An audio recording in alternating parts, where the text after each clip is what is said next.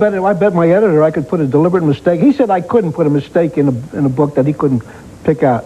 So I bet him $1,000 on it. So when I wrote One Lonely Night, I put the toll gate on the wrong side of the George Washington Bridge, and he missed it. 5,000 readers found it. So they all wrote into me. And I just put a letter back. That's more people than would notice if you actually put the toll gate on there. But should the reader be able to... You don't want to trick the reader, do you? You don't want to annoy him by putting false... Well, what you can do is they know who did it. But now how are they going to get out of it? Or why did they do it? What's going to happen in that last page? What is there? Did you say earlier that... Well, I'm old enough to... This is how you can date my age. I remember going down to Bateen's drugstore in Lincoln, Nebraska, and sneaking around, and when nobody was looking, taking a paperback copy of I, the Jury, and turning to the well-thumbed last page, which had a sexy scene in it. That big sexy ending is now a psychological drama. People, I still get this, but people say to me, how could Mike Hammett shoot that beautiful blonde right in the navel? Yeah. He missed.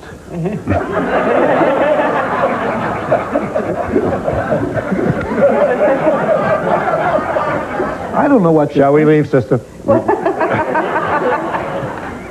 are you laughing about? I'm laughing at him. Remember the policeman she's related to also, right? Have a care. But what, you were going to say how you, one word ending, you finished... Yeah, I had gave the climax right at the very end. Mike Hammett could never again shoot another woman, so during the story he's involved with this lovely Juno, beautiful doll, Juno, going right through the whole story, but he could never quite touch her.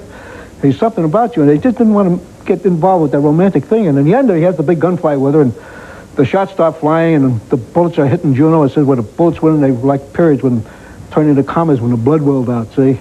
And I said, why was he able to shoot Juno? I said, because Juno was, and I didn't put the last line on there. I turned in the story. You didn't put the last word? No, the last word. I didn't put it down. I said, well, what was Juno? I said, give me my money. And paid him my money because I had another bet with him. Then I gave him the last word. Was Juno was a man. Now you know what the story was about. But he didn't know.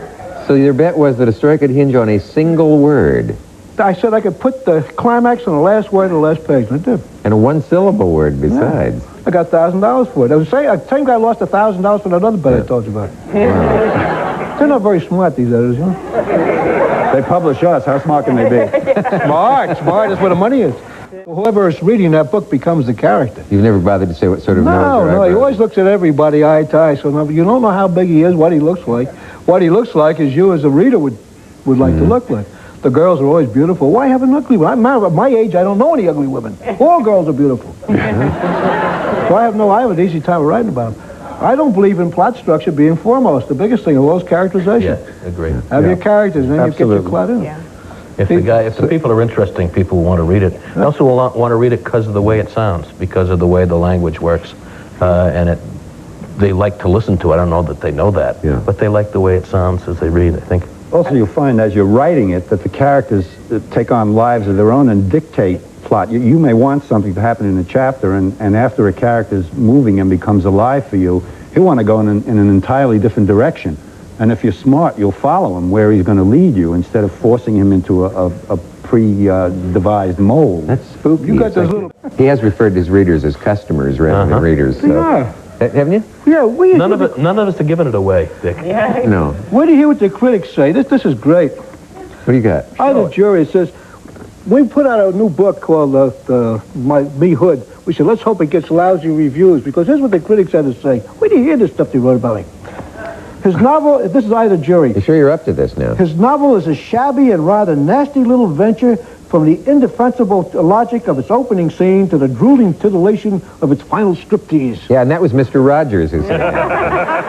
That one sold 6 million copies right after it was put out. But they took all of these things. The last one, the Big Kill, says, the mixture even more repellent than usual. I bet you could hardly go out of the house the next day. When you read that. Sold books like you couldn't believe. Spencer's pretty repellent. I get a kick out. Whatever the critics say, I don't pay attention to them. It's only what the public buys. That's what counts with us. Oh, but you're paying big attention to them here. Oh, I thought it was great. I didn't get that for a long time. I didn't even save those. You can't buy reviews like that. I always liked Frederick Brown. That was my favorite.